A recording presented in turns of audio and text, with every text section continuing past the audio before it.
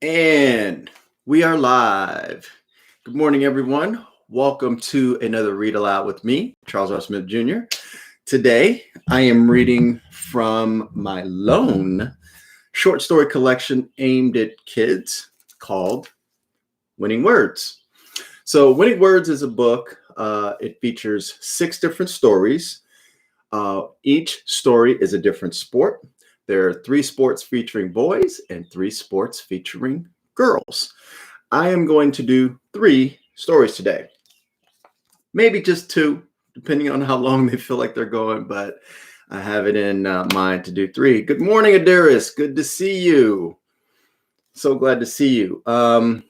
Winning Words is the book. I'll chat for not too much longer. See if we get any more folks joining in, but I know that, a lot of people like to watch the video after the fact. So it's no problem if I start a little bit later, but I give you a little bit of background while we're waiting on this book. So the idea for this book came because I love taking pictures of sports and I wanted to do some stories. And I've also been throughout the years in my career, I've been inspired by quotations.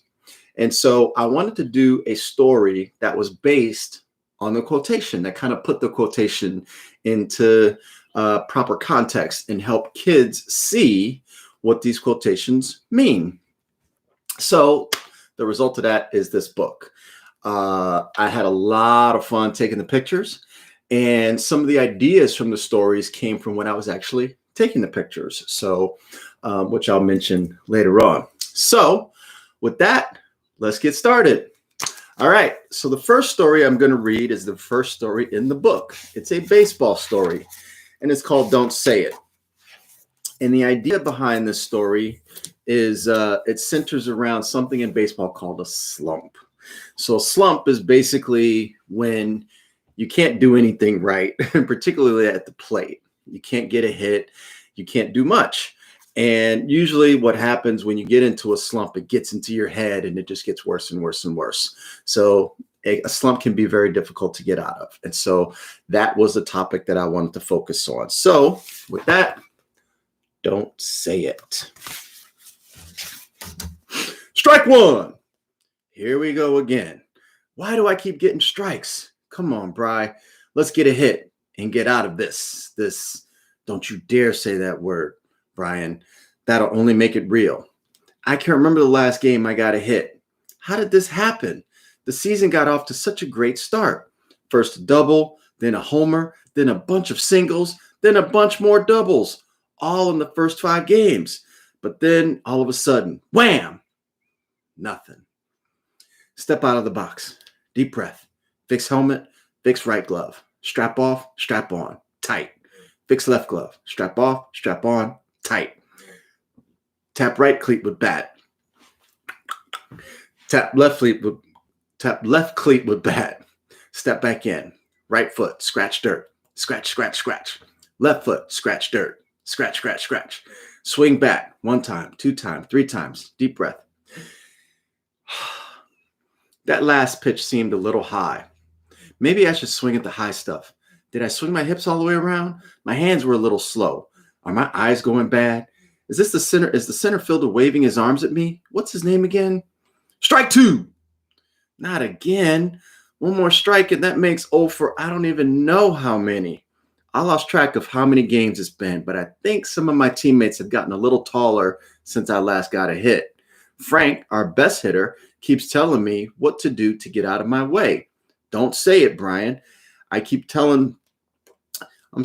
Frank, our best hitter, keeps telling me what to do to get out of my... Don't say it, Brian. I keep telling him not to say the big S word because sooner or later I'll get a hit. But when? Step out of the box. Deep breath. Fix helmet. Fix right glove. Strap off. Strap on. Tight. Fix left glove. Strap off. Strap on. Tight. Hit right cleat with bat. Hit left cleat with bat. Step back in. Right foot. Scratch dirt. Scratch, scratch, scratch. Left foot. Scratch dirt. Scratch, scratch, scratch. Swing bat 1 time, 2 times, 3 times. Deep breath. I remember this picture now from the first game of the season. I put a good pasting on the apple that day. I did. I think I got a homer. Why is he up 2 strikes on me now? Am I wearing my lucky socks? Did I eat my lucky meal? I gotta have my mayo and pickle sandwich, 2 fried eggs, and pineapple soda. You know, Mom got this new low-fat mayo recently. I wonder, strike 3! Not again. Out number 3, I toss my helmet into the dugout and grab my mitt. Time to play some defense over at third. 7th inning. I still might get one more shot to get a hit. At this point, though, who cares? I just want this game to be over. So what if I never hit the ball again? Is that such a bad thing? Who am I kidding? Of course I want to hit. I love to hit. I love hearing everybody cheer when I smack one into the field. I love making the pitcher's eyes look up to the sky when I launch a homer. I love all of that. Anyway, it's over to third base, the hot corner. A lot of guys are afraid to play over here because things happen so fast. Yeah, you got to be on your toes, but that's why I love it. If the ball is hit to you, it's going to come hard and it's going to come fast. But I love snatching it up to rob somebody of a hit. Maybe that's why coach hasn't set me down yet. My bat may be quiet, but my glove is still pretty loud. Hey, batter, batter, batter, batter, batter. What do you say there, batter, batter, batter? Come on, what's this guy going to do? A righty. I think he likes to pull. That means be ready. Always be ready. On your toes. Watch him and nothing else. Strike 2. Nice. He was swinging for the fences. Be ready for the next one. Always be ready. On your toes. Just watch him and nothing else. Punch the mitt. Punch the mitt. The mitt's hungry. The mitt's hungry. It's feeding time. Crack. React. Here it comes. Lunge left. Leap. Stop. Off the dirt. Onto your feet. Throw to first. Got him. That's the way. Out number 1. Feeding time. Mitt's still hungry. What's the score? Down by 2. Nobody on. Joey is on his game today. Next man is up. What's he going to do? A lefty. I think he went deep to center last time. Doesn't matter. Be ready. Always be ready. On your toes. Watch him and nothing else. First pitch. Swing. Pop fly to first. Easy. Out number 2. 1 out to go. My mitt has kept me playing, but it would sure be nice to hear the crack of my bat again. I got to do something. But what? Worry about that later. For now, next batter. What's he going to do? Doesn't matter. Be ready. Always be ready. On your toes. Watch him and nothing else. He swings. A hot shot. Here it comes. React. 1 hopper on the dirt. Glove down. Stop it. Trap it. Grab it. Throw to first. Got him. Out number 3. Sometimes I make this look too easy. High fives await me as I trot back to the dugout. But coach has his cap off and is scratching his head. Haven't seen that look on his face before. Great grab there, Brian. But listen, coach says, standing near the steps. Come here for a minute. I want to have a chat with you. We walk over to the far corner of the dugout. Sure, coach. What's up? Help me out here, Brian. I just watched you make 2 tough plays on the hot corner look easier than breathing. Your eyes were so focused, you reacted like a fly avoiding a swat, he says. Thanks, coach. I punch my mitt. But I'm confused. I watch those same eyes of yours when you're up to bat, and it looks like your mind is dancing every which way. He waves his arms around. Well, coach, it's like you're 2 different people out there. One of them is this kid punching his mitt, concentrating and waiting for the ball to be hit to him on defense. He took his cap off again and scratched his wispy gray dome before finishing. The other is this kid with the bat in his hands and a look on his face like his foot is stuck in train tracks and the train is coming hard and fast. I don't know what to say, so I say nothing. I just look away and tug on my cap. All I know, Brian, is that something ain't quite right when you got that bat in your hands. I'm not in that head of yours, so I don't know what's going on in there. Hopefully you do. And hopefully you'll figure it out soon enough to get yourself out of that. Don't say it, coach. Slump. Oh, no. He said it. I can't believe coach said it. The big S. This is not good. Even though I've been in one, I've never said it. Maybe I hope that if I didn't say it, it wouldn't be real. But who am I kidding? Not only is it real, it's my own private nightmare. But still, coach should know better than to use that word. He knows the code. He knows it's bad luck to actually say it, especially in the dugout. Maybe he's just trying to fire me up by saying it. He succeeded. I fling my mitt at the wall, and the smack turns everybody's head in my direction. I don't care. All I know is I got to get out of this. I rewind my mind to my last hit, and all I remember is a crack and then a little white pill sailing through the sky, making the crowd cheer like crazy. I don't remember the swing or anything else, just white sailing through the blue. That was like a million strikes ago, though. Now I just need one hit, just one. A few more bats crack, a few more mitts get fed, and we head into the ninth. We're the home team today, so we get last licks, and boy, do we need them. Jordan, Frank, Ronnie, and maybe me. Coach is up on the steps, looking at his scorecard and scratching that head of his again. He keeps glancing over at me, sitting way in the back, and then he motions me over. Jordan draws a walk to first as I get closer to Coach. You know, Brian, as far as don't say it again, Coach, goes, I noticed that when you're on the bag, you got the serious game face on and you're all business. But when you get that stick in your hand, man, it looks like you're trying to solve some math equation. It's like you're not even there. Maybe if you approach the plate the same way you approach playing third, you'd get something going. What? That makes no sense whatsoever. Playing third base is defense. Swinging the bat is offense. How would they be the same? I don't understand, Coach. One is defense, the other is offense. What do you mean? I mean, whatever is going through your head when you play third should go through your head when you're at the plate. Cheers suddenly break out behind us on our bench, and then I see Jordan sliding into home to score. Coach looks me in the eye, grabs my shoulder, and simply says, "That means you're up." Already? Geez, I was listening to Coach babble so long that I didn't realize I was up. All right, since nothing else has worked so far, I'll try what he said, even though it makes no sense. Grab the bat, down by just one now. Okay, pretend like I'm going to the hot corner. What's this guy going to do? Is it going to be a fastball, a curve, a change? Strike one! Uh-oh, here we go again. Step out of the box. Deep breath. Fix helmet. Fix right glove. Strap off, strap on. Tight. Fix left glove. Strap off, strap on. Tight. Slam right cleat with bat. Slam left cleat with bat. Step back in. Right foot. Scratch dirt. Scratch, scratch, scratch. Left foot. Scratch dirt. Scratch, scratch, scratch. Remember, you're in the hot corner now, Bri. Swing bat. 1 time, 2 times, 3 times. The hot corner. Deep breath. What's this guy going to do? Doesn't matter. Be ready. Always be ready. On your toes. Just watch him and nothing else. React. Crack. Strike 2. So close. Foul tip. Aha. Now I think I see what Coach was saying. A little out in front on that one, but man, I haven't even had one of those in a long time. That sound. I want to hear that again. Let's get something going here. Step back in. Deep breath. What's this guy going to do? Doesn't matter. Be ready. Always be ready. On your toes. Just watch him and nothing else. React. Smack!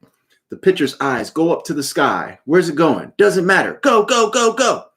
First base. Touch. Huff, huff, puff, puff, huff, huff, puff, puff. Second base. Touch. Where's the ball? Right field. He's got no arm. Keep going. Huff, huff, puff, puff, huff, huff, puff, puff. Third base is coming. Where's the ball? I don't see it. Where is it? Third baseman is waiting. His glove is up. I know what that means. Slide. Legs first. Safe. A triple. Puff. Yeah. Puff. That's puff. What? Puff. Talking puff, about tie game, but even better, puff, no more puff. Well, back on the hot corner, home sweet home. Man, it feels like I haven't been here in a long, long time. And the quote that ends the story says, concentration is the ability to think about absolutely nothing when it is absolutely necessary, says Ray Knight. So I hope you enjoyed that story. A little longer than I thought. I knew the stories would be a little on the longer side because they are stories. So instead of reading 2 more, because that's going to take some time, I will read 1 more. I'm debating if it's going to be soccer or karate. What do you think, Adiris? Are you still there? Should it be soccer or karate? Karate is 1, 2, 3, 4, 5, 6 pages versus soccer, which is 1, 2, 3, 4, 5, 6. I think I'm going to go for the karate story because the karate story was a really fun one to write because I'm a big martial arts fan. And to research this story, I went to a dojo. That's where martial arts is learned. That's the name of the school. It's called a dojo. And there was a young girl. And the original idea for the story was a kid testing for their black belt.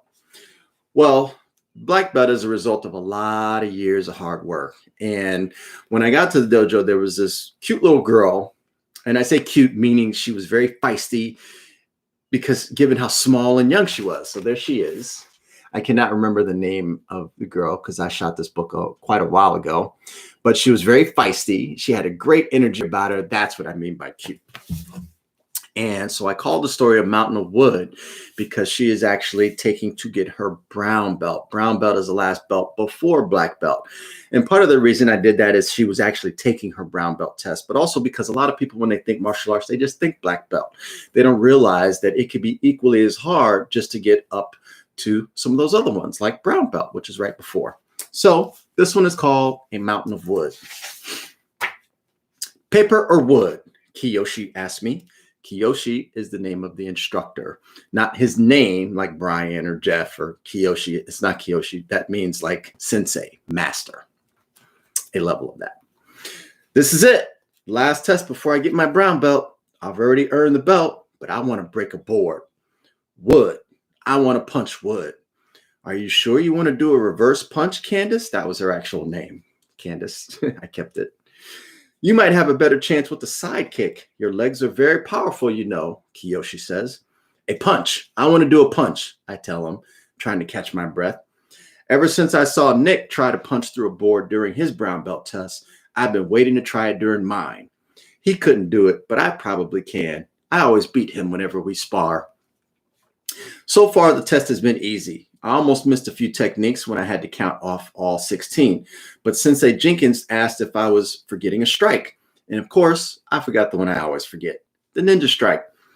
I don't know why I forget it, because it's so easy to remember. Fold your arms so only your eyes show from behind your elbow. Then strike and return to the first position. My H forms were pretty good. I hesitated a couple of times because I didn't want to mess up. But Kiyoshi said to let the body do what it's been trained to do and not let the brain think too hard about it. Kind of like chewing your food. If you think too hard about it, it becomes hard to chew. But when you just do it, it's easy. My kicks were nice and crisp, like Kiyoshi taught me. But my legs are a little tired from all those hops. Whenever I saw somebody else doing their test, I always thought that was the easy part because you're just hopping over bodies lying on the floor. Hop one body, hop another body, all the way to the end of the dojo. 10 bodies total, front ways down and back, then sideways down and back.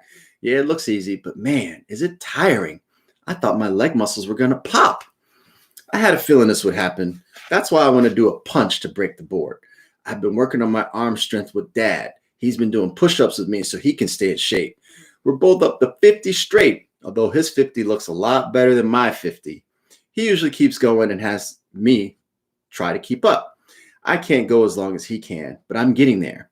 Since we've been doing them together, I have noticed that I can punch a lot longer and my arms don't get tired as fast.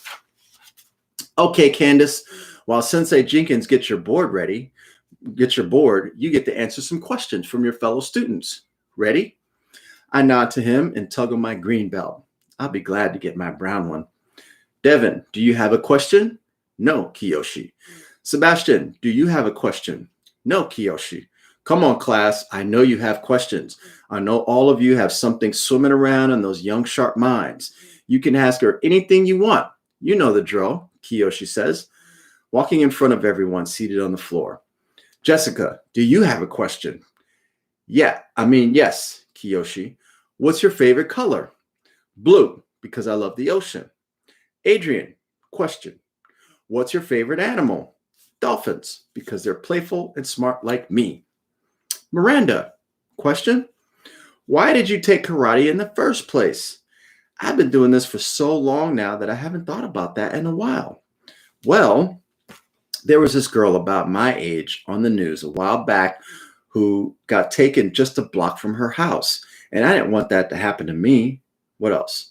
Oh, yeah. And I like to kick stuff. Yeah, Candace, we know you love to kick stuff, Sensei Jenkins says with a smile. She has the board behind her back.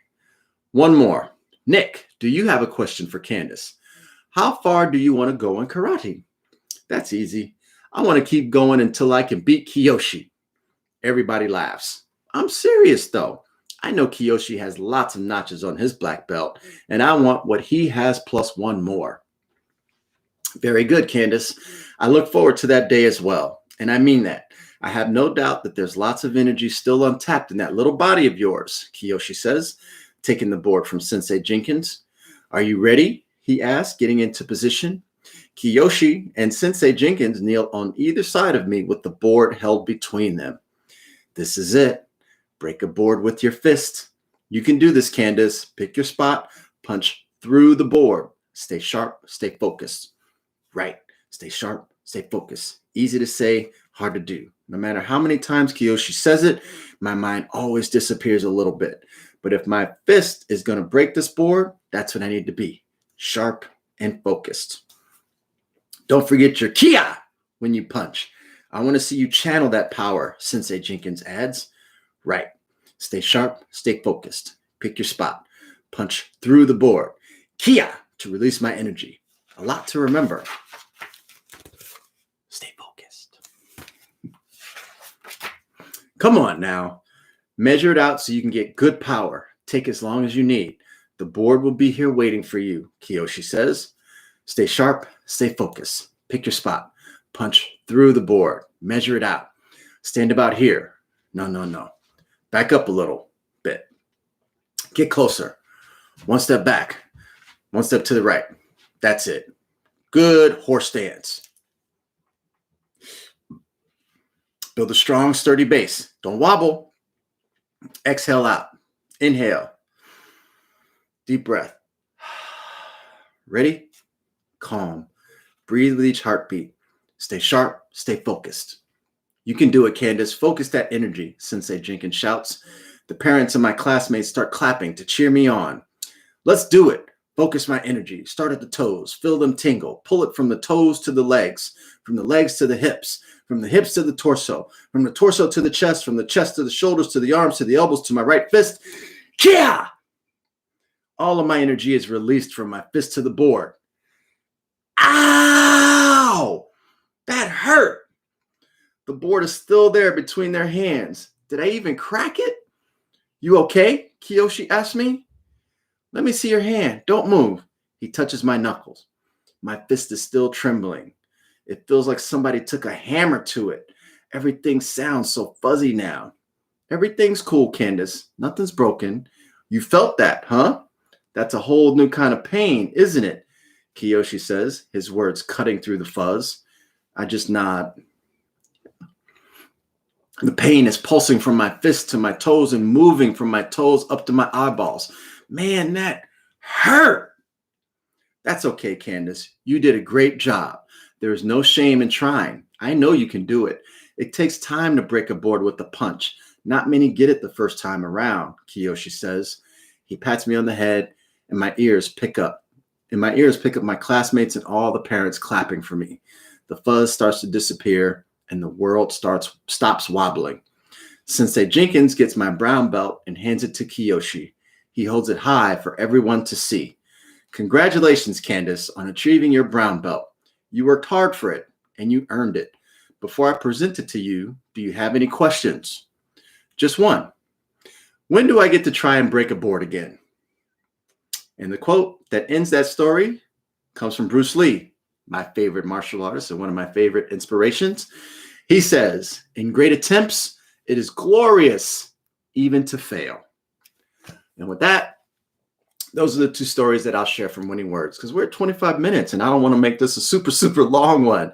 If you are interested in hearing more about this book and checking the book out, hit me with a comment after this video is posted.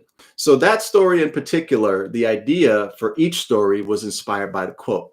And in that one in particular, the idea is that many times kids and even adults don't even want to try something because they're afraid of failure. But failure is how we achieve greatness. You won't achieve anything if you never try. And so by simply even experiencing a little bit of failure, that can help you in the long run, because now you know what not to do. And now you realize it's not as bad as you thought. So that's the idea behind the quote in that story. And all of the quotes in general sum up each story to help motivate you, the reader, to go out and achieve something great. That's why it's called Winning Words, because winning words serve as inspiration to elevate you to do stuff that other people won't even try to do, and will put you someplace that other people won't be because they didn't try it, but you did. So that's it. So this ends my read aloud series. But next, now as the weather is starting to change, I am not just a writer. I am also a photographer. And so I have plenty of books on my photography, which I did not talk about. And I have plenty of photographic techniques that I haven't talked about. So that's going to be the next round of videos, live streaming videos that I will be doing. We'll be doing some photo shoots. We'll be talking about some of my photography books. But basically, hopefully we'll be able to move outside now that the weather's starting to break. But in the meantime, be sure to check out Winning Words as well as all of the other read alouds that I've done so far. Just check out the channel. And if you want to get the book, visit my website, charlesrsmithjr.com. So thanks again for dropping in, Adiris. You may have come and gone already, but thanks for dropping in. And anybody that's watching this after the fact on a video, if you want to hit me up with the comment and ask a question about it, I'll be checking them out and I'll be sure to answer. So in other words, or I should say, in the meantime, that's it. Enjoy the day. Get out and read a book. That's it. End the stream. Are you sure? I am sure. The end.